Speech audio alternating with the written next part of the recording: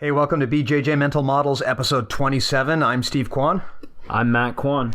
Hold on a second. Are you the Matt Kwan who just released Modern Jiu-Jitsu with Stefan Kesting? I think that's what we're calling it. The Matt Kwan. Why don't you talk a little bit about this amazing instructional DVD? Thanks for the shameless plug, Steve. I get no commission off of this, by the way.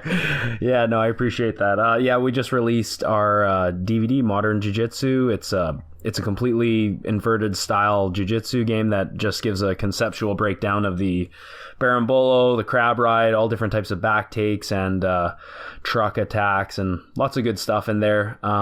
If you're not really familiar with the inverted style jiu-jitsu game that you see by a lot of some of the lighter competitors in the competition scene, like the Meow Brothers, and when the Mendez Bros did compete, they did a lot of berimbolos and upside down stuff. So it sort of breaks down what they're doing and the control and the grips and different mechanisms that can make it effective. So definitely check it out. Is this something that requires a really advanced understanding of jiu-jitsu, or do you think this is appropriate for white belts as well? Well, I mean, at white belt, I think I would stress that the fundamentals are going to be your best foundation for sure. Like, I wouldn't recommend you get right into leg locks before you have an idea of how to pass the guard. But at the same time, I think it is good to sort of stimulate the mind, and if you're new to the game, it's definitely not gonna hurt your game to think about going upside down and developing an inversion game from the start. But definitely the foundational aspects of jiu-jitsu, I think, are most important. So, if you're a white belt, check out the instructional.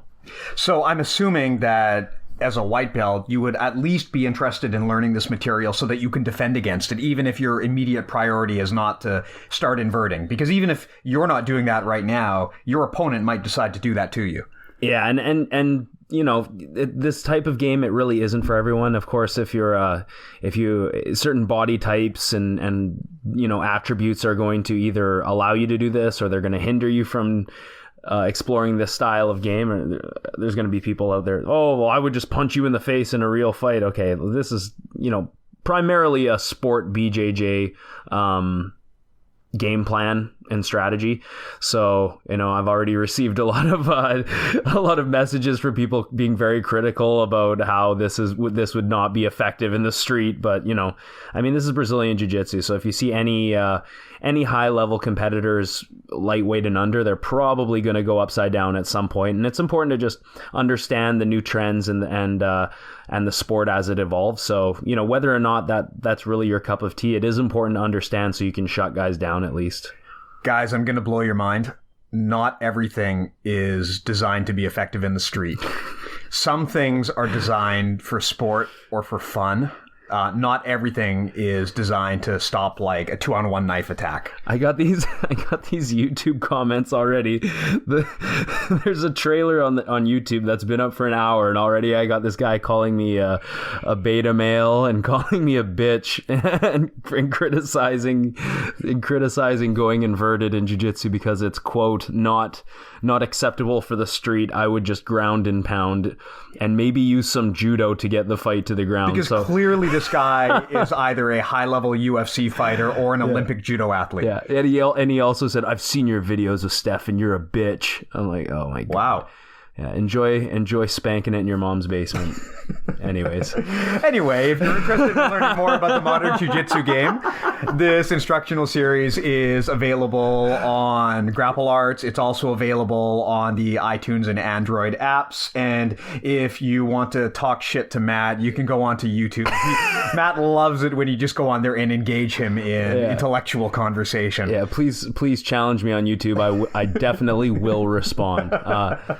And I'm really proud of this instructional. I've worked really hard on it and also had a lot of input from Professor Rob and of course Stefan Kesting. He's just BJJ internet legend, and we've really tried to make it conceptual, and all the lever mechanics, all those concepts that we have in our system and that we've discussed in the past are throughout the entire DVD. There's, like I said, back takes and rolling back takes, and there's a submission section, and then there's a drill section, there's a troubleshooting section, defending and reversing. So it's quite comprehensive, and I'm really proud of it. So I hope you guys definitely check it out. Yeah, and a big And talk shit. I hope you talk shit. Yeah, and of course a big thank you to Stefan, who I'm hoping is still alive by the time that we release this episode, because as of right now he's about to leave on some 1,000-mile like internal emotional journey up into the Arctic or something. I'm not quite sure what he's doing. I think he's getting on a kayak and just doing like a solo trip up to. I'm kind of wondering if this is like how like elephants go to the elephant graveyard to die. Like, are there like a bunch of like internet black belts who just like they go and they take their final voyage up into Alaska and that's the last anyone ever hears of them? It's like that movie Into the Wild. God bless you, Stefan. I hope you come back nice and safe. I know you're packing heat up there in case any polar bears give you any trouble. So, when in doubt, just use Berimbolo and try and get it on tape if you can. Yeah, it'd be great for my DVD. If you can get a Berimbolo on a polar bear, I want to see that. And that might not be that crazy. I mean, there was that story from Japan of some like 60-year-old guy who he threw the bear off the cliff. Yeah, he did a judo throw on a bear while he was out picking mushrooms. Like this kind of stuff, hey, you can say what you want about these techniques not being designed for a real fight, but if a 60-year-old Japanese man can do a tomo inage on a bear off a mountain, then there must be something to it. It's Japanese martial arts folklore, so it's true. Yeah, I saw it on the internet, so it's got to be true, right? Because what else would it be doing up there?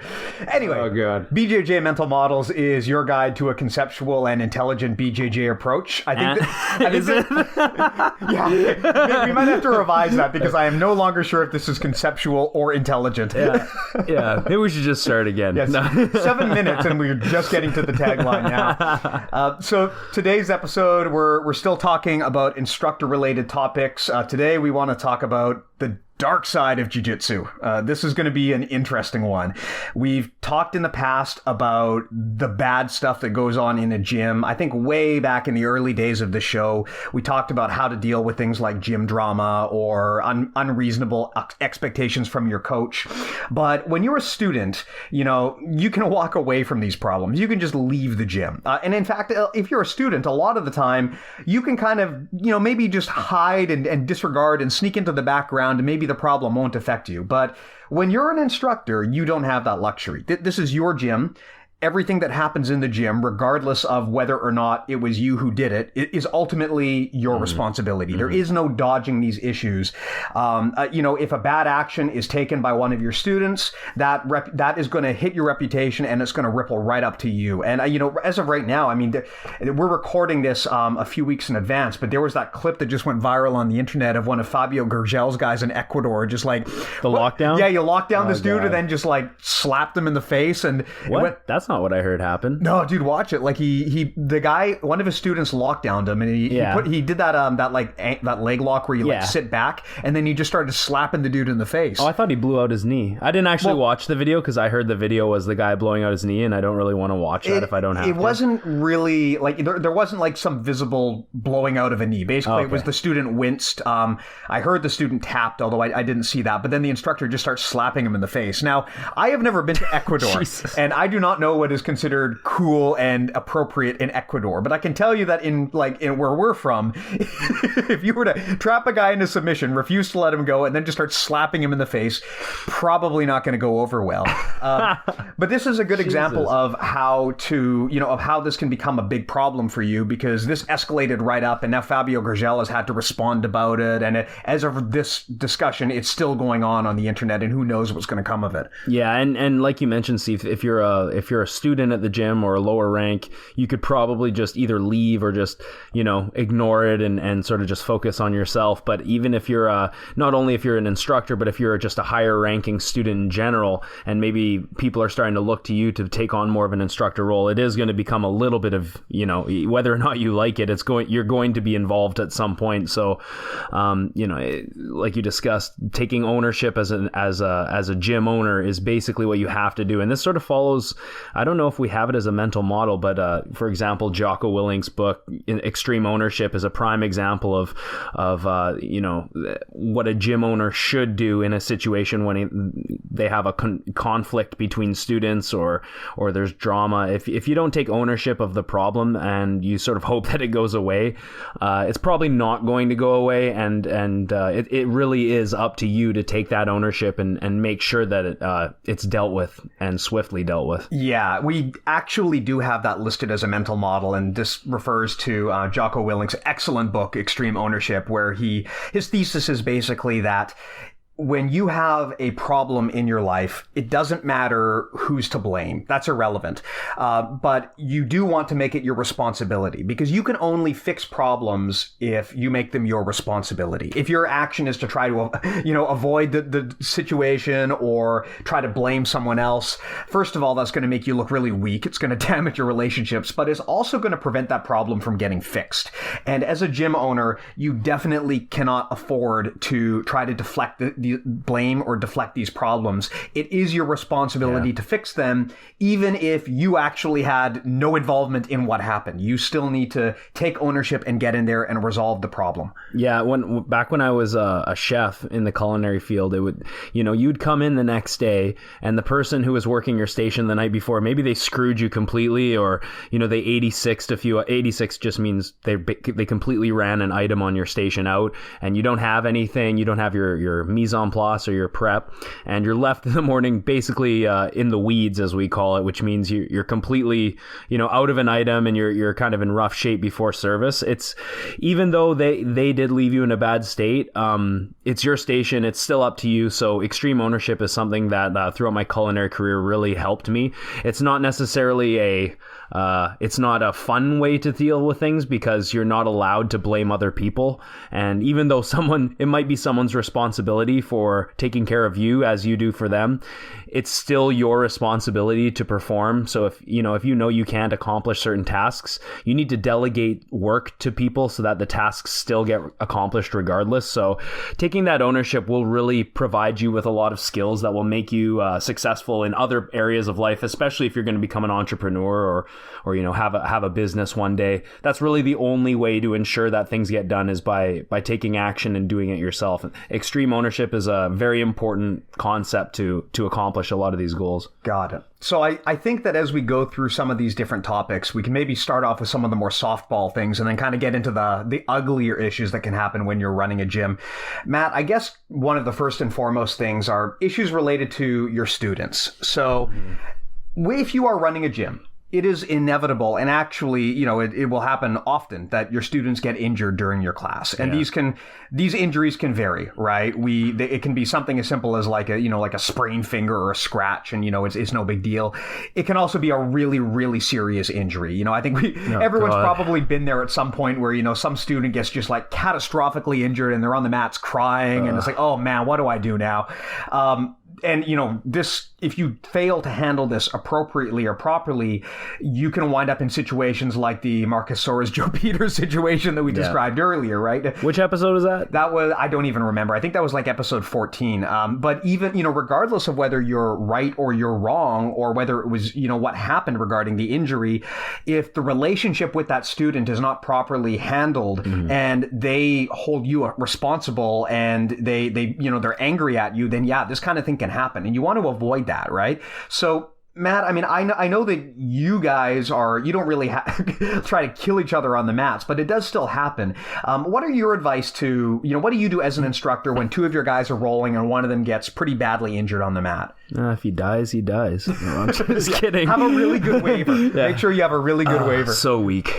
No, you're absolutely right. As me being the gym owner and the head instructor, it's 100% my responsibility. If someone hurts someone else, that is still my responsibility. But I try to instill the idea that if I hurt someone, it's my fault. And I don't mean I mean the person applying the submission or whoever's using the attack, and then my partner doesn't tap in time, and as a result I crank it a little too hard. It would be my responsibility. So I try to get people to take ownership and to understand that they're responsible for their partner, and ultimately it all falls on me. I am the gym owner, so pretty much before every roll I always go over the basic rules that we have in the gym, which is no scissor takedowns, no jumping guard, try to limit the uncontrolled falling body weight, take care of each other, treat each other with respect, and just look out for each other, because the longer you stay in jiu-jitsu, the more you realize that it's not necessarily about getting those little victories in the gym. It's more about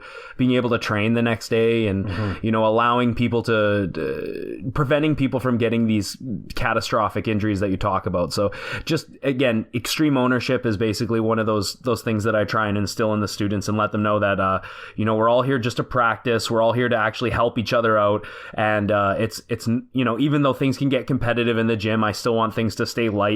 And I'd rather people roll slightly lighter than necessary rather than go 110% every round, because it's just not a sustainable way to train if training every day is your goal. Yeah. And I know there's probably some people out there, probably higher level people that are saying, oh, that's a bunch of bullshit, you got to train hard every day if you want to win. It's like, yeah, that's true, but the majority of people in most schools are not hardcore competitors.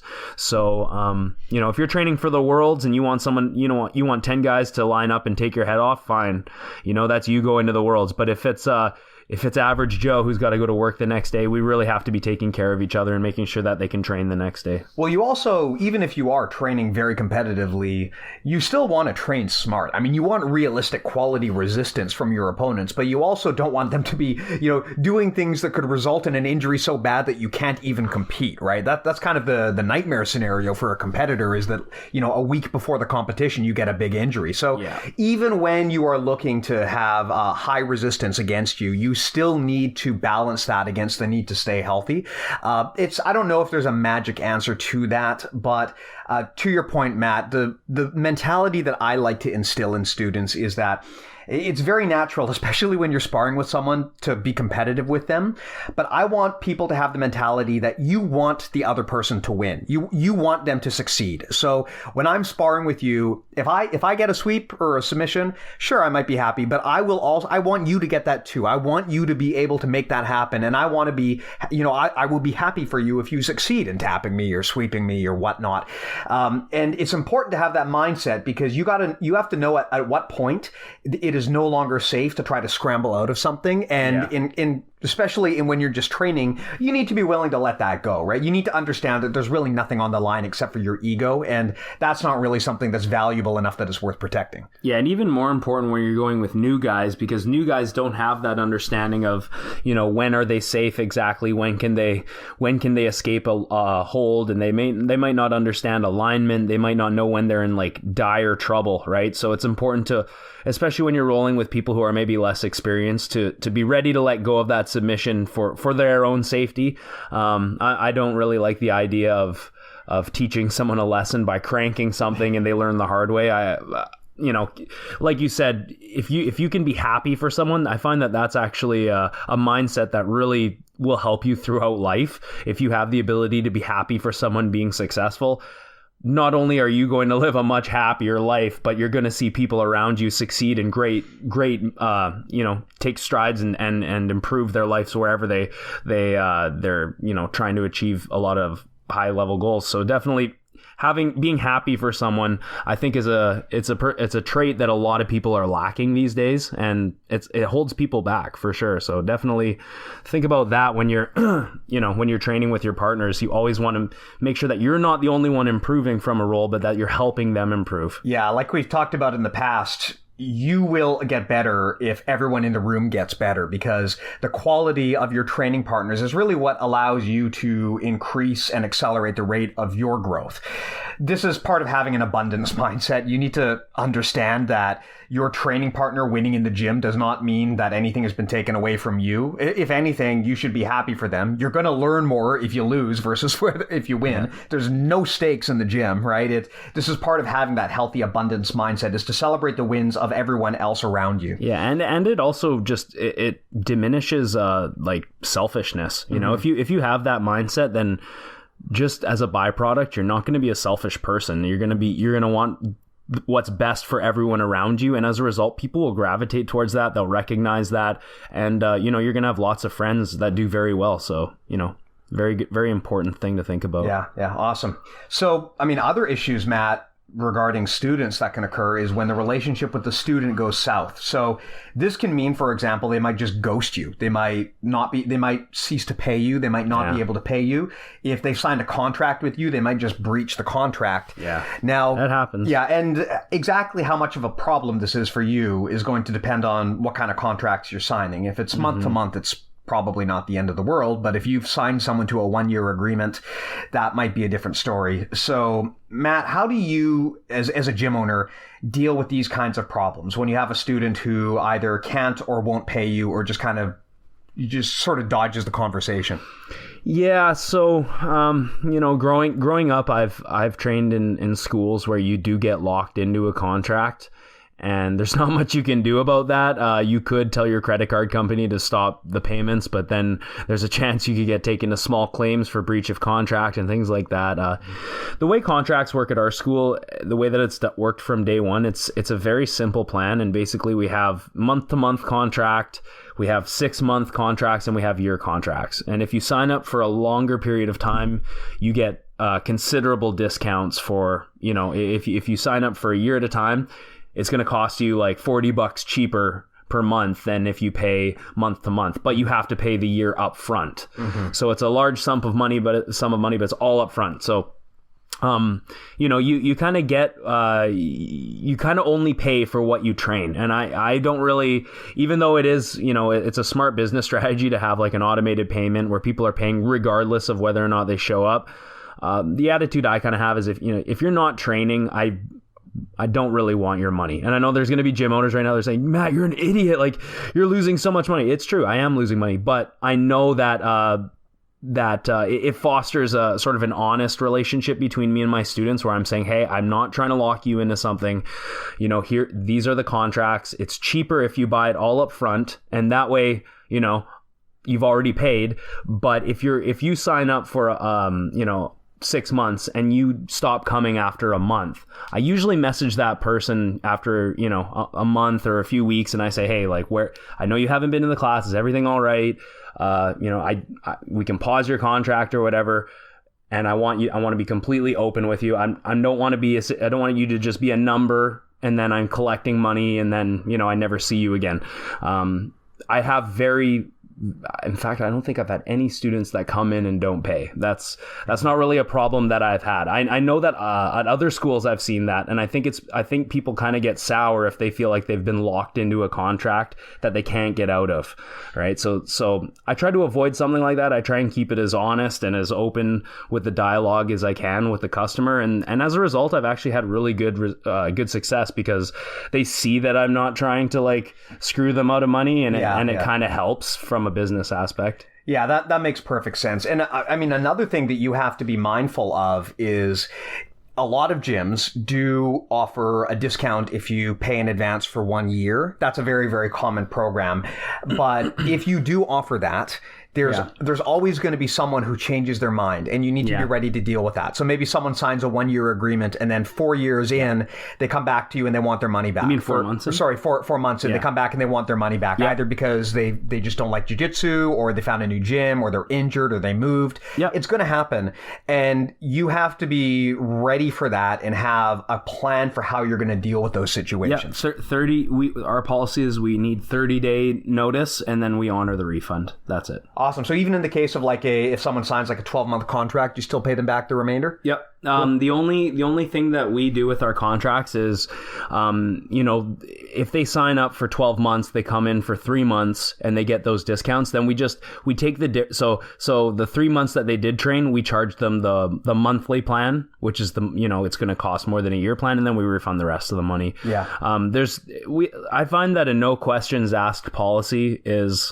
it just makes things simpler. And honestly, I don't need to hear someone's answer. Like, life happens. People get injured. They want to go train. They got to, move somewhere else. Or they just want to quit altogether.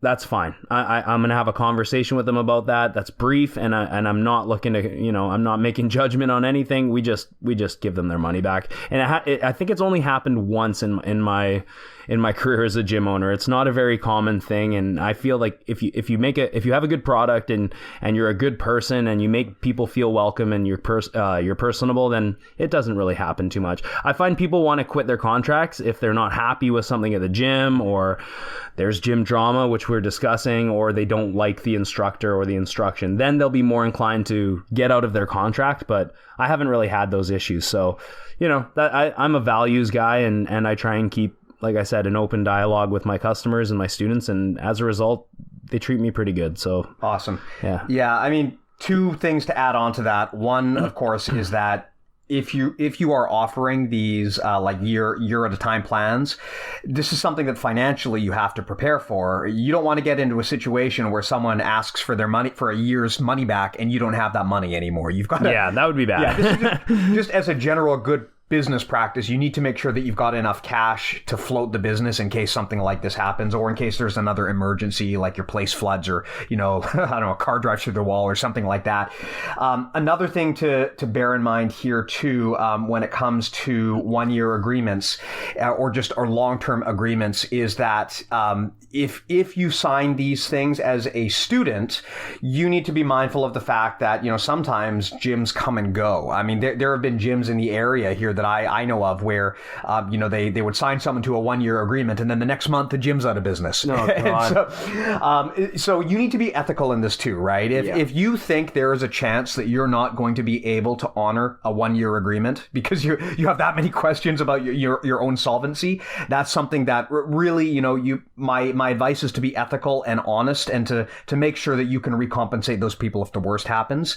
That's generally what I would suggest. In terms of a lot of these issues regarding non-payment, the best thing that you can do is try to screen people before they come in the door. You want, just like a student wants a quality instructor, as an instructor, you want quality students. You don't want to be so desperate that you'll take anyone in. And you usually have either a good or a bad feeling about someone when they walk in that door.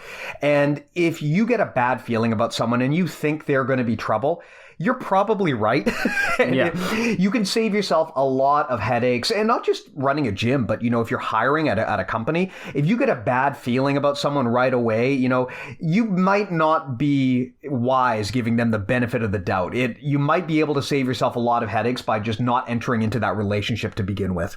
Yeah, absolutely. And I think we've discussed this before when we're talking about quality leads. Yeah. And how you, as a gym owner, you do want to strive to get quality leads. At first, you're so eager to get people in the door, you'll almost take anyone. But as time goes on and your business starts to become profitable, you're definitely going to look for the leads that are, going to contribute in other ways, whether they're going to be really welcoming people, or they're going to be good training partners, or they're great people outside of jiu-jitsu. Those are all qualities that you want in your students. You don't want people that are, overly aggressive, show up late or don't pay on time and things like this. So definitely, as a gym owner, you want quality leads, and it is up to you as an instructor to kind of regulate the type of people that do come in through the door. Yeah, that makes a lot of sense. So another family of issues that can crop up at a gym, and sadly this seems super common in the jiu-jitsu community, is gym drama, which can take a lot of forms. It can be two of your students beefing with each other, a student beefing with an instructor, people beefing with another rival gym. This seems to happen all the time. I mean, jiu-jitsu seems to be a pretty drama-prone sport for some reason. Of course, as a gym owner, you don't have the luxury of just avoiding this kind of drama. If it happens under your roof, or even outside of your roof, but under your brand, you have a responsibility to fix that problem. So, Matt, how do you approach conflict resolution? So if you find out that, two of your guys are having a squabble, or maybe they're having a squabble with someone outside of the gym, what is your strategy for smoothing that over? No time limit, sub only. It's actually something that's never happened in my school, where I have two guys that really get into it or whatever, and it's where it becomes hostile. We get a lot of good natured competition within our school where guys are, they go hard in rounds and even start beaking each other much like you would, on an ice rink during a hockey game. And then after rounds, it's all good. You shake hands and you only become better friends from it. It's when when the nature of that relationship becomes toxic and actually people aren't trying to help each other out anymore, but they're actually trying to prove something to the other person in terms of dominance. That's when things get a little bit toxic for the environment. And you got to be really careful as a gym owner for that type of stuff because it gets, it's really contagious. Yeah. Other students will notice that and they'll begin to feel uncomfortable or not safe. They won't want to train with those people. And it's something that needs to be dealt with quick. So if, I'm very lucky that I have a lot of good people in my school that, they don't want a conflict. It's a place where guys just want to come and train and laugh and joke and whatever. And that's totally cool. But if something like that did happen, it's my responsibility to basically take those two aside and say, hey, what's going on? Let's talk. Here's the thing they don't tell you about when you become a gym owner is that you're actually going to also become a part-time therapist. You're going to become a counselor as well. If people have problems going on outside the mats, it's very important that you actually show an interest and have a genuine interest in that because these people are helping you pay the bills and they're coming to you for guidance, not only on, but sometimes off the mat. So it is important that you take a general interest in some of these people's problems. And as a result, they're going to respect you more for it. They're going to remember the times that you were there to listen and all these things. So, maybe who knows? Maybe a guy's going through a rough patch with his marriage or things aren't working out on the job or whatever. And as a result, he's very irritable and we have now an issue. So it's important that first I would isolate the problem, don't have this conversation in front of the whole class would be my first recommendation. And then I would hear them both out and try and come to a consensus where, hey, this, ultimately this is an environment where we have to keep things healthy because of the contagious, cancerous nature of conflict within the school. I can't afford to have this spread. Again, to quote Extreme Ownership, I believe that Leif Babin and Jocko talk about a conflict at one of the business relationships where two people literally just refuse. I love this story. It's the greatest, where two people refuse to work with each other, and they refuse to see eye to eye. Not just see eye to eye, but they actually say, each person insists on the other person getting fired. That's right. Each person gives an ultimatum. And in terms of if I was to be in charge of a business and I have two employees doing this and one person gives the ultimatum and the other person says, I'm kind of neutral or I'm okay with this other person, usually you would eliminate the person who gives the ultimatum because they're the one who is not really willing to reason and they're the one who doesn't have the integrity to actually make it work.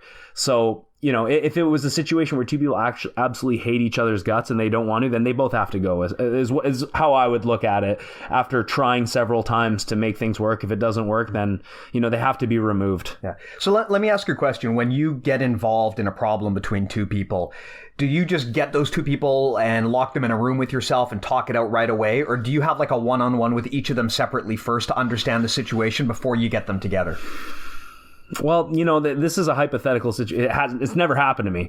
So, I would probably do both. I mean, I don't know. I don't know if locking in a room is a way that I'd put it. Not like literally locking them in a room, but like, do you kind of get everyone together and just get it all out in the open, or do you approach each person separately first? Honestly, I'd probably do both. I don't know what I would do first. Like I said, I haven't had this problem happen yet, but I would want to hear each person's side individually, and I would want to have them both in the same room to hear what they have to say and see if we can work something out. Because I think a lot of the time, people are so hot-headed at times that we really just don't understand each other, or we don't have any interest in understanding the other person. If it's a situation where each person absolutely hates the other and they refuse to train nice with the other person, then they got to go. I mean, it's kind of the best way to deal with it. Unfortunately, you want people to get along and to be able to train and healthy and have a good time. But But the other people that come there to pay to train aren't really interested in that drama, and they really don't want to be around that kind of environment. So, it comes down to what's best for the group sometimes. And even if you have someone who's like a really high level competitor, but he's a hothead and he fights with people and he gets angry when he storms off the mats if he ever gets beaten in a roll, then he's got to be dealt with quickly, regardless of how good he is. Right. So actually, this is the first time we've talked about this, but there is an important mental model called emotional contagion. And basically what this means is that emotions are contagious. And if you've ever worked in a company with a really negative person, you know the impact that this can have. Like, it only takes one toxic person to destroy a team. That's all it takes. So as the gym owner, you need to get rid of that person or resolve the issue right away. And some people are not fixable, right? Some people, just for whatever reason, whether it just be an ingrained personality trait that you can't turn around, or maybe there's just a lot of water under the bridge and they're just like, the relationship is so bad that it's not really realistic that you're going to fix it. For whatever reason, these people exist, and you've got to deal with that situation right away, because if one person is that visibly openly negative, you can be pretty confident that negativity is spreading and it's going to infect the whole gym, and you need to really cut it off right away and get to the bottom of it right away. As a gym owner, if you have conflict or negativity brewing in your gym, you do not want to just kind of like close your eyes and hope that it just goes away on its own, because it will not happen. I can tell you, as a manager at businesses, you do not ever want to just let conflict play out on its own, unregulated, because it'll spiral. Yeah, if people are not mature enough to be able to, or if the situation is difficult enough that people cannot manage their own emotions and manage that conflict by themselves, if they're not able to do it by themselves, it's just going to get worse and it's going to balloon up and up and up, and eventually it's going to be impacting everybody. So if two people are not able to resolve conflict on their own, it is your job to then get involved and make sure that negativity doesn't spread. But again, Matt, to your, like you said, a lot of this comes down to just having a positive mindset about the people that you're training with. If you're going in there and you want to beat the people in the gym and you want to be better than them, this kind of conflict is inevitable. But if you legitimately are looking out for the best interests of the people around you, this kind of conflict becomes quite rare. So again, I think that the best thing you can do is try to instill that abundance mindset in your team and make sure that everyone is really celebrating the victories of the people around them and not trying to beat everybody and be better than them, but trying to raise the level of everybody.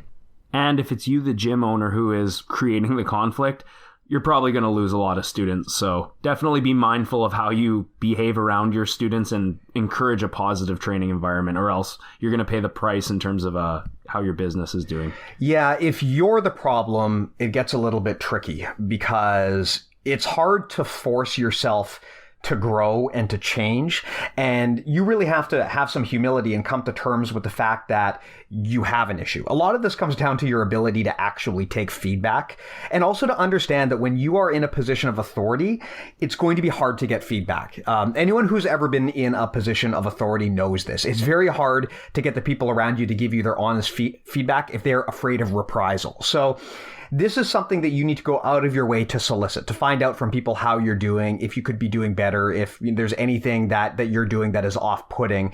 Really, this is about mindfulness, right? You need to be hyper aware of your own actions and get out of your own head and think about what it would be like for someone else to perceive you. Put yourself in the view of a third person. How would you look to someone else just walking into the gym? How does that behavior kind of look or reflect with your own emotions and your own perspective separated from the equation?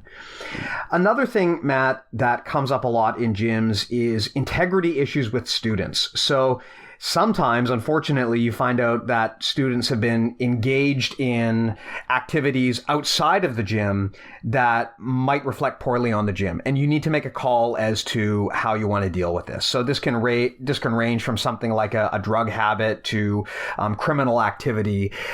In this case, this one is a little bit murkier, because you don't want to hold dominion over someone's life. Yeah. I mean, on one hand, you don't want to make decisions for people in ways that don't impact the training within the gym.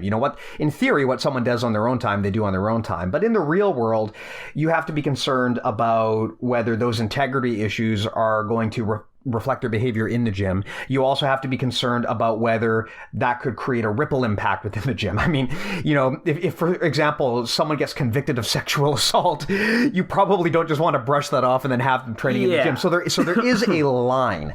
Matt, I don't think we've ever been in this situation, but just brainstorming, how would you deal with that situation? Oh God, I don't. This is a tough one. I mean, it really depends, like, because certain criminal. I don't think all criminal activities are equal. Like a sexual assault thing is probably something where they're probably not going to be training with me anymore, just because it's a matter of ethics and that's something that I really have no respect for. I feel like if one of my students sexually assaults someone or even worse, it's like, well, you're really not going to be a good representation of this company. Mm-hmm. Now, if someone was like, I don't know, selling drugs or something like that, not a good thing, but I feel like it's more forgivable than someone who rapes someone. And then the other example you used was someone who might have like an addiction. That's completely different in my opinion as well. And I would want that person I wanted to help that person. And that's where becoming a therapist and a counselor and a friend also comes with the role of being a gym owner.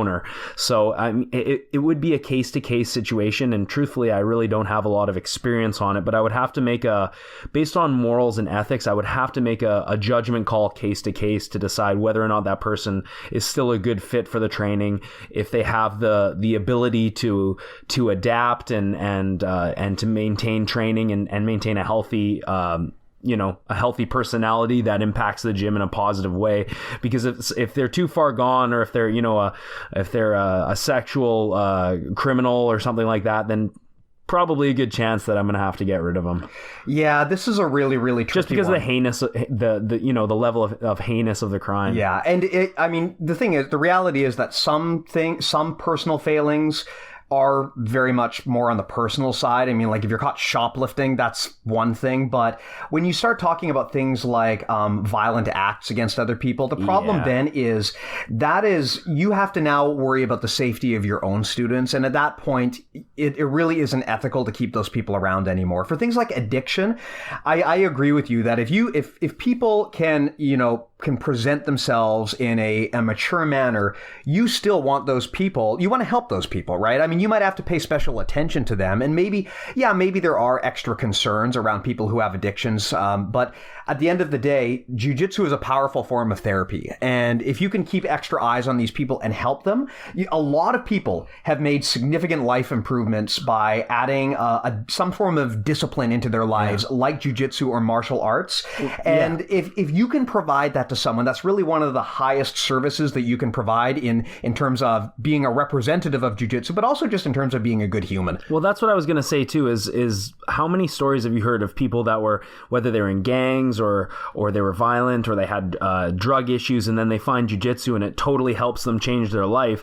Like, are you gonna have that sort of a prerequisite where if you train at my gym, I'm not going to tolerate any of these people? Because then you're denying a lot of people from actually finding that thing in life that improves their life. So it's so and you're also passing a moral judgment on people where you probably don't really have business to do so, because a lot of these things have little to no impact on your actual business. Yeah, like I'll be honest, I'll give almost everyone a chance. I think everyone deserves a chance to prove that they can, peacefully coexist with other people. They can be in a good training environment and practice and begin their jiu-jitsu journey. Now, if someone comes to me and they're a registered sex offender or something like that, probably going to keep them away from my flock, just because I feel like I need to protect my team. But it's going to be a case-to-case scenario based upon that person's ethics and their personality, and that's basically it. On a lighter note, gym relationships. Anything around that we need to discuss? I mean, for me, it would be very hypocritical for me to say anything bad about that, because I met my wife in jiu-jitsu. Exactly. I mean, I've never had a gym relationship, nor have I had students that have done that, but I do know many people close to me that have had gym relationships. Here's my recommendation on that. It's kind of like if you meet someone on your commute to work, and you go out with them and you date for months and then you break up. Then you gotta see them every time you go to work, right? After that. So it's kind of like even though you break up with them, they're a painful reminder of you every day in life. So if you're a student and you fall in love or you go out with someone in your class and then you break up, just realize that when you go into it, that getting together, there's going to be risks and it's going to be uncomfortable if you do break up and things go sour, and then you're going to have to coexist in the gym. And if you can't coexist in the gym, one of you or both of you has to go. And that's kind of how it is if it becomes toxic again. So know the risks of relationships going into it. If you're the instructor and you're going to have relationships that's with a very different conversation. Very different conversation. And like I said, I'm very close with people that I know have done this. And as a gym owner, I mean, I'm married happily, but as a gym owner, I would just say stay clear of it, because who knows what these people turn into if things go sour, How do you know that this relationship is worth it if your business is on the line? And how do you know that this relationship is sustainable enough where you might get married to this person one day? And, do you want to have a marriage where you see your wife every day on the mats? And, it's kind of messy, and it's something that personally I would steer clear of. That's my personal recommendation. And I think that would keep your life a lot more simple and keep the training environment happier for other people. But that's just my opinion. If you're a student and you fall for another student, know the risks of having a relationship and having a breakup and still having to see the person in class every day. Yeah. And if you do that, realize that you have zero right to make it uncomfortable for other people, and that if you do, then you rightfully should be eliminated from the training environment. Yeah, I mean, from my perspective, I'm totally in favor of gym relationships. I don't see any problem with it, but you do, like with any relationship, you need to be an adult. And if it doesn't work out, you need to make sure that both parties are on the same page about this, that they will be adults about it if it doesn't work out. And of course, this applies to whether you want to date someone at work as well, right? You need to be an adult, because you don't want to bring unnecessary conflict onto your team. You don't want to have that conflict resolution discussion that we already covered exactly. in the context of you dating someone in the gym. Yeah. I mean, from my perspective, it's totally fine. I would let the instructor know, but I think it's totally fine, just as long as you can maintain professionalism and maturity around it and afterward. If you're the instructor, I don't think it's nearly as much of a problem as like if you're like a boss dating an employee at work. That's going to get you into a whole series of problems you don't want to have. If you're at a gym, basically a trainer dating a student, I don't think is the end of the world, but you do have to understand that this is going to come with some pitfalls, right? Like Matt said, what happens if it doesn't work out? What happens if it does work out?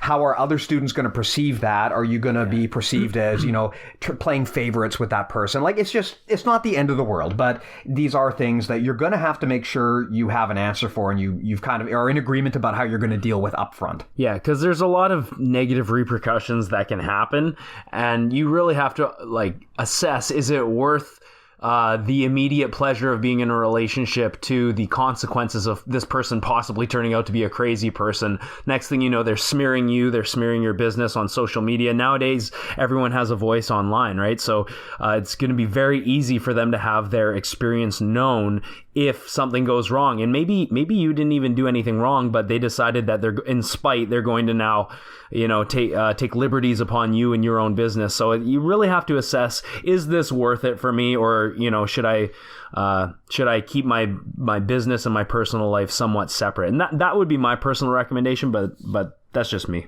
Got it. So one other thing I wanted to talk about is cult mentality and cult tactics. And when a lot of people hear this, they think, what are you talking about, like Jonestown? And the reality is that most cults are not that severe. Like, I'm not talking about creating a gym where everyone where everyone wears weird outfits and does weird rituals. But then I realized a lot of gyms actually do where that. they all wear the same outfit. Yeah. Well, what I mean is, I'm not talking about like some crazy like movie cult type thing. But I'm talking about more tactics that gym owners can use to exploit people or to bring out the worst in people. What you want to avoid if you're running a gym, and conversely, if you're looking for a gym to attend, you want to avoid situations where you're kind of creating a cult of personality and there's like a degree of hero worship around you. If you're nobody, probably pretty easy to avoid that. But if you are actually a relatively well-known person, you don't want a situation where there's a degree of like hero worship around you. You definitely don't want a situation where you kind of like try to break people. This is a common tactic in a lot of martial arts schools, is they try to like break you and then build you back up again. Hazing. Yeah, so hazing. So they'll basically like beat the hell out of you and then they'll try to build you back up. That is a very psychologically damaging and possibly illegal thing to do. Don't do it. You also have no right as a gym owner to inflict like physical or unreasonable forms of punishment. We talked about this earlier. You have no right to demand loyalty from people. You are ultimately a glorified personal trainer. I know people don't want to hear that in the jiu-jitsu world. We want to think that, hey, this is this big mystical art that goes back thousands and thousands of years. But like, look, dude, you're a gym trainer, right? Like that's ultimately what you're doing. And you don't want to have a sense of grandeur that is above and beyond that. You have no right to force people to be loyal to you. You also have no right to abuse the power that you do have. You have to understand that you will be perceived with a degree of authority, but you don't want to create like a caste system within your gym where there's, where there's like the high level people and then the low level people. We talked about that earlier about how toxic that can be to a gym. You never want to make expectations of people that they have to disconnect from their friends and their family, and you never want to exile someone if they leave their own gym. To some of you, this might sound crazy, and I hope it does. I hope you've never experienced this, but this is actually very common in the jiu-jitsu community, especially where when you leave a gym, the instructor says, no one's allowed to talk to that person anymore. Like you have absolutely no right to make such a demand. And these are the common tactics of cults, right? Like when you kind of like loop people into cults that financially exploit people, these are the kind of tactics they use. Additionally, you also have to be very mindful of the fact that you charge students a fee, and that is all you're entitled to from them. You are not entitled to any extra money from them. You are not entitled to extra time from them. You have no entitlement to have these people come to your gym and do free work for you. If you have these if your students want to do that, hey, that's great. It's great when you want to help a friend. But if you are demanding this of your students, and if that's an expectation, you might be a cult. And that's probably something you should think about. And I know for a lot of you are probably thinking, well, then some of this stuff doesn't sound too bad. My gym does it and it's not that bad. If your gym is doing that, you might be in a cult. And you might want to consider that, right? Your relationship with your gym should be more along the lines of, these are some friends that I train with and we've all kind of got a common hobby and we all want to get better together. If there's a higher level of authority or a higher level of expectation in there, it can get very dangerous. So just something to think about. God, you expect me to follow that? You just hit every nail on the head. Yeah. So actually, a big thank you to Matt Kirtley. Some of you guys probably know him better as Aesopian. He's a pretty well-known guy in the jiu-jitsu community, and he gave me a lot of these notes on this because this is something that he has been researching for quite a while. A pet project of his has been trying to identify and bring awareness to cult mentality in martial arts. So, jiu-jitsu is probably not as bad as some of the more traditional martial arts for this, but it does still happen.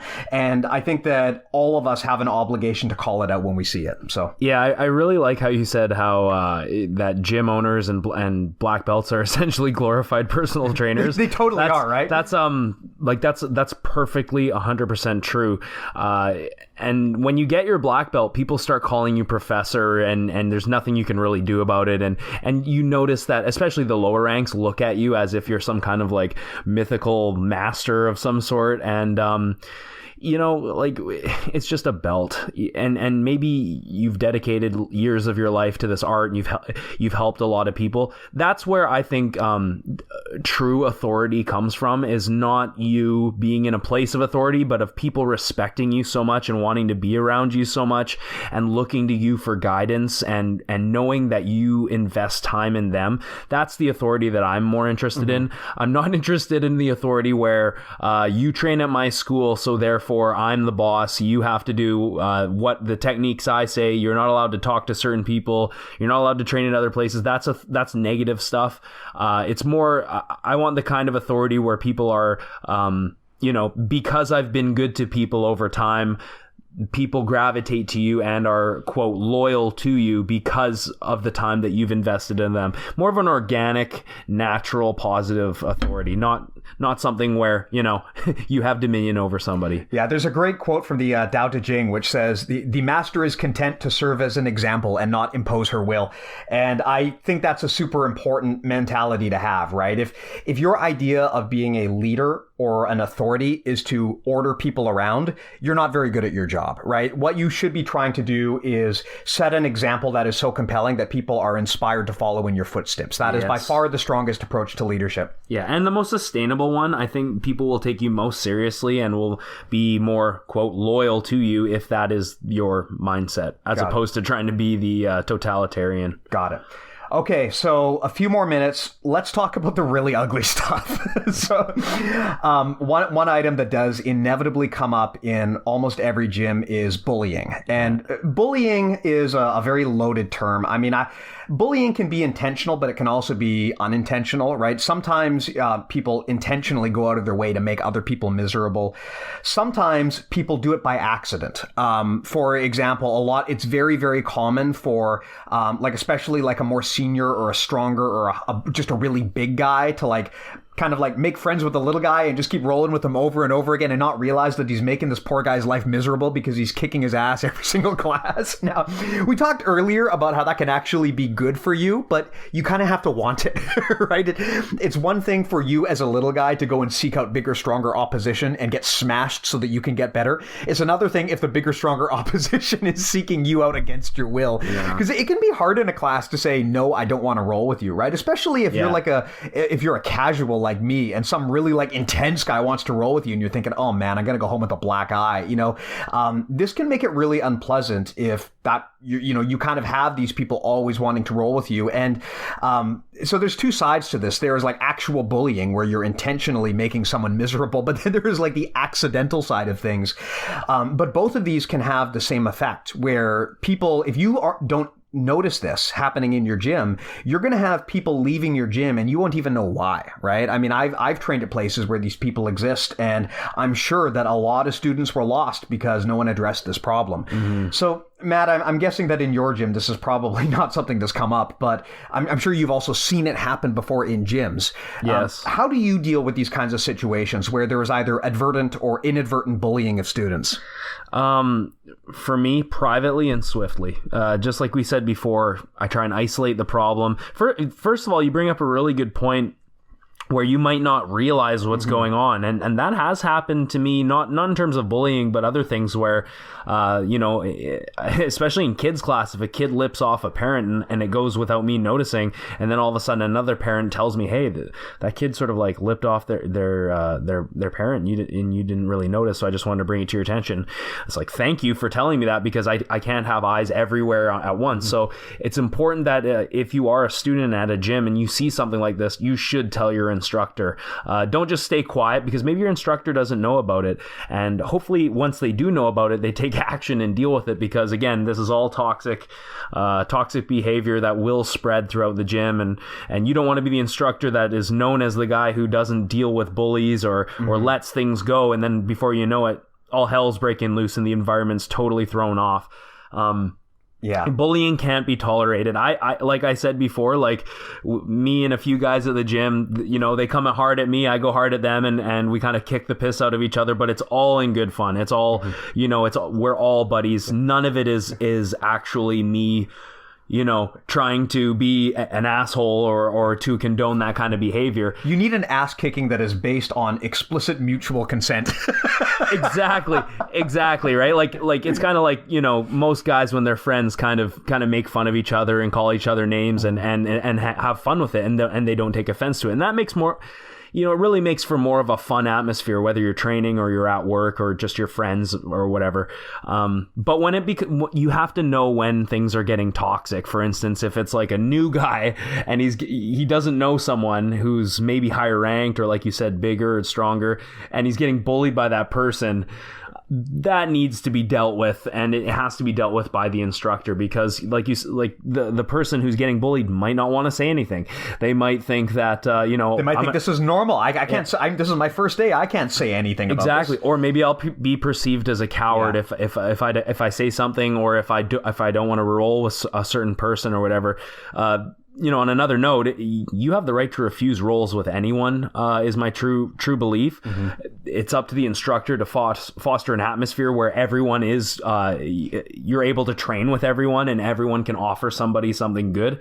And if you feel like the person you're training with puts you at risk, or is puts you at a danger, you have every right to say, not this round or whatever. And you have every right to really pass that information on to your instructor, because this is all stuff that the head instructor does need to know about. Yeah. And if your head instructor does know about it, or you tell them and they basically say, oh yeah, that's how it is here, or, oh yeah, don't, you're wasting my time, it's probably a good idea to train somewhere else. Yeah, exactly. as an instructor, as we said earlier, the ideal solution is that two people resolve a problem amongst themselves, right? Like the perfect world scenario is one guy says to another, hey, you're rolling really hard and I don't like going to work with black eyes, so if we could lay off that would be great. That's the perfect world scenario. In reality, it might not always go down that smoothly, or maybe someone just isn't comfortable having that chat. And as an instructor, that's where you have to get involved. You need to take ownership of the situation, because if you don't, it's going to spread and it's going to get worse. And if you've got someone who's making one person uncomfortable, they're probably making a lot more people uncomfortable, and those people just didn't talk to you about it. So you need to assume that if one person complains, there's like a whole bunch of other people feeling the exact same way. Yeah. Like I said, if you're an instructor, you're also a therapist, a counselor. Sometimes a babysitter. Yeah. You have to be able to... I'm not saying you need to know everything about everyone, but if somebody in the room is a cancer and is a cancerous training partner and has that personality that clearly needs a lot of tailoring, that's up to you to make sure that you regulate the environment and you talk to that person, you give them the necessary feedback and opportunity to improve, and if they don't, they need to be eliminated. Yeah, and another thing to point out, if you as an instructor are not comfortable having these kinds of difficult conversations and you tend to avoid them, don't be an instructor. You better get comfortable or stop being an instructor, because it's going to happen. It's going to be expected of you that you deal with these kinds of situations. And if you don't, your gym is going to fall apart. So you absolutely, as an instructor, need to either be comfortable having these kinds of conversations or getting comfortable having them. One other thing to talk about on the topic of harassment is kind of probably the darkest of the dark side of jiu-jitsu, and that is sexual harassment. This is not an area of expertise for me by any stretch, but we would be remiss to not mention it, because I think everyone probably knows this is a real problem in the jiu-jitsu community, honestly. And whenever you get a situation where you have people who have an unchecked level of authority, this is always going to happen. There's always going to be some sort of abuse, right? It's not necessarily sexual harassment, but whenever you have a situation where one party has authority over the other and there's no check and balance, it always eventually is going to go sideways given enough time. And in the jiu-jitsu community, the reality is that, most of the senior instructors are going to be male. And if you have female students there, or even female instructors there, they are going to get subjected to this at some point. And this is an ugly, terrible situation to have to deal with, because unfortunately with sexual harassment, usually by the time you found out about it, it's way too late and the damage has already been done. Like the ideal solution is if you can prevent this from ever happening by preemptively removing the problem person from the gym. But when we talk about sexual harassment, we're usually talking about something that's already happened, and now your responsibility is to deal with the fallout. So Matt, I know that this is totally hypothetical because we've never had to deal with this, but like, let's say that a female student comes to you and says that someone in my gym sexually harassed me. That's a delicate situation, because not only is this a form of harassment, but unlike something like bullying, this is something that probably needs to involve police as well. So, Matt, how would you deal with a situation like this hypothetically if it came up? Well, like you said, it's a really touchy situation. First of all, I would need to know exactly what happened, because there's a difference between hitting on someone and full on raping someone. It's a very large spectrum of negative things that can happen to a person. So I would need to know the context. I would need to know, like, what was there a relationship between you two ever, or is this just something that this person started to impose upon you out of the blue? What are the details behind it? And then I would immediately have to go and talk to that person. If it's at a level where it's straight up like, God forbid, it's like a rape or something, you have to go to the police and you have to do it right away, in my opinion. Because if you allow that to happen in your school, it's just, there's so many things that are wrong with it. First of all, if you allow it to happen, you're a bad instructor and probably a pretty bad person too. That person needs to be punished. Like I said, there's a difference between hitting on someone and, actually assaulting someone. If it's a lighter situation, like there's a guy in the gym that's hitting on me or whatever, and it's making me uncomfortable, I think that can be dealt with by talking to that person, and I don't think that the law necessarily needs to get involved. But if this guy is like, he walks you to your car and then all of a sudden he makes a move on you and he tries to force himself and ugly things happen, then yeah, go to the police for sure. And I think that the instructor should support that person rather than, make them an outcast or accuse them of lying or things like that. These things all have to be taken case to case and very seriously. So yeah. This is a tough one because I should point out here that neither Matt nor I are lawyers. We're not law enforcement. This is not a legal opinion or advice. I mean, this is just hypothetical based on how I think I would react if this happened in the gym I was running. For me, I think this is on one hand, you want to have a process for making sure that this is handled professionally. But on the other hand, you probably have to take immediate action as well, right? Especially if there's a chance that, yes, there's always the possibility that this was someone was wrongfully accused or it was a misunderstanding. But regardless, because of the nature of the accusation, I think you immediately need to quarantine the person who was accused. Not necessarily blow anything up, but you need to basically tell them, like, look, until we get this resolved, we can't have you back here. Just in the off chance that you honestly, probably the more than likely chance that there's some truth to it. Mm-hmm. I think that you want to definitely make sure that you understand all sides of the story. You want to talk to the accuser. You want to talk to the accused. You also want to get some sort of third party confirmation from other people in the gym just to make sure that you've done that. If at some point, if it's actually a crime that was committed, so you definitely want to escalate this to the police. I would say, though, with the caveat that you want to do that in participation with the person who's making the accusation. A lot of the time, I know people don't want to have their name dragged into the public on this stuff. I would want to make sure that I'm going to the police in conjunction with the person making the accusation. I wouldn't just do it without telling them I'm doing it.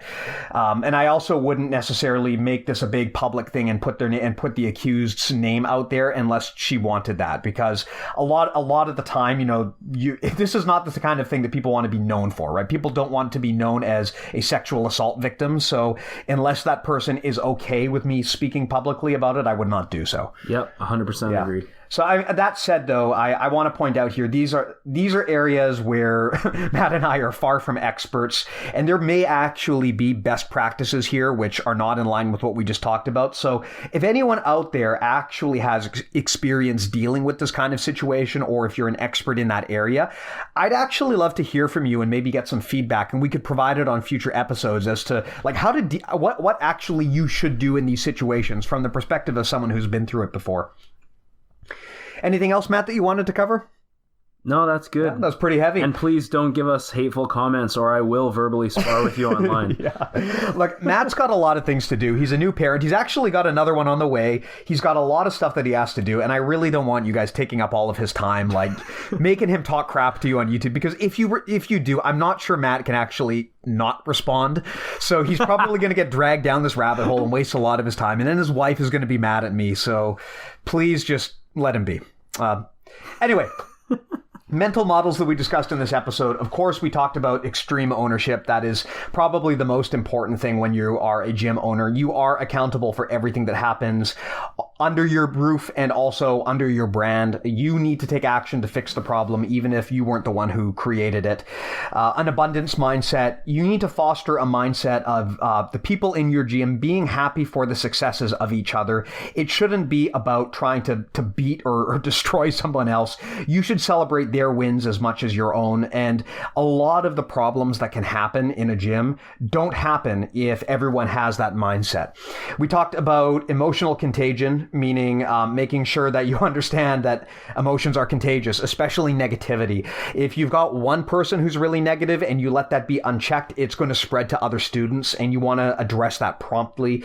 We also talked about mindfulness, meaning that you need to be aware of your perception as an instructor. In some cases, the source of the negativity might actually be you, and it's very hard to accept that you might be the one who is doing something wrong. People don't like to acknowledge that they have faults. So you have to look at yourself from the perspective of a third person. How would someone else not emotionally invested in me look at the situation? And you also have to actively solicit feedback, because you have to understand that people are less likely to provide feedback to an authority figure. They're just not going to be comfortable doing that. Yep. Matt, anything else you wanted to add on this topic? No, I hope this helped you guys out. And if you're a gym owner and you have a bunch of students leaving, reassess what you're doing. Yeah, if you're seeing a pattern there, probably a reason. And I think that at that point, you need to really exhibit some mindfulness, really take a look from the perspective of a third party. How would this look to someone else if this were someone else doing this, and try to really get to the bottom of it, because, as they say, the common pattern in all of your failures in life is you. Yeah. So unsuccessful people blame others, and successful people take extreme ownership and look at themselves. So great feedback. Yeah. Cool. So one other thing I wanted to clarify, not really a question, but something that someone actually brought up in discussion about this podcast, is they mentioned that in earlier episodes, we referenced learning styles, and we talked about that as a mental model. And someone pointed out that from a scientific standpoint, learning styles they're hardly scientific at all. They were originally floated as a theory, and they've been pretty disproven in practice. So if you actually think that you can isolate someone and be like, you are a visual learner, and then only give them visual learning material, if that's your plan, probably not going to go well. But that's, to be clear, when Matt and I are talking about learning styles, we are not proposing you do that. We're not suggesting that you cut your class in half and say, this is the visual learner side of the class, and this is the audio learner side of the class. That's called segregation. Yes. What you need to understand, though, is that different techniques for different strategies for learning might be more appropriate in different situations. And more effective for different people. Exactly. And it can also vary based on where people are at in their development, right? As an example, let's say that I'm sitting down with someone who knows nothing about jiu-jitsu. The mistake that I think a lot of people make is they immediately go visual. So they'll be like, okay, I'm going to give you a 12-step demo on how to do an armbar. Honestly, most gyms do that, and it's kind of a bad approach for a new person, because I think that for a new person, the most valuable thing you can give them is a lecture about what is jiu-jitsu, what are the strategies and philosophies behind jiu-jitsu. And once someone has a bit of familiarity with that, then you can start giving them the step-by-step tutorials, right? I think that this is a common mistake that gyms make, is just jumping right into the how-to. And when you give someone that initial upfront explanation of jiu-jitsu, I kind of see that more of that's the oral portion of the presentation, right? I'm explaining to you what this thing is. Then once someone really gets it and they say, oh, okay, I understand alignment, I understand at a high level what this is, then you can start showing them actual examples and applications. And similarly, no matter how many times you watch people show you jiu-jitsu, you're never going to be good at jiu-jitsu until you do it. That's true. But on the flip side, if you just throw someone into the deep waters without giving them any context, they're really going to struggle. So if, my suggestion is always break it down in phases. First, you want to explain verbally to someone what it is that they're doing from a philosophical standpoint.